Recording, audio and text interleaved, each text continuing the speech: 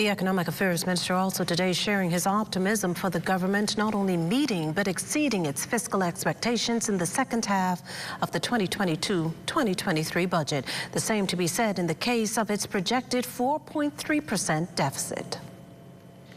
Over the 12 months of our budget year, from July 1st to June 30th, the revenues and the expenditure are not equally distributed. So, for example, historically, we have collected most of our revenue in the first half, in the first half of the calendar year, the second half of the fiscal year. So that period between January and June, that is when the bulk of the revenue is collected. In this year, we've had some very, very heavy expenditure commitments that had to be spending that had to be done in October as well as December. Mainly related to our debt obligations.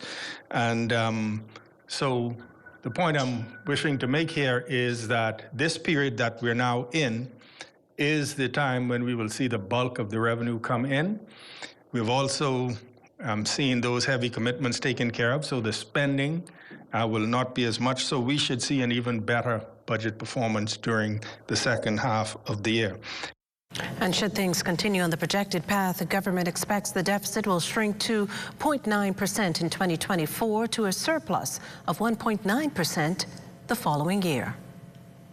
And the news is positive, and any sort of, you really should not look at it as simply dividing by two and saying, oh, I saw some report today say, well, the deficit is up.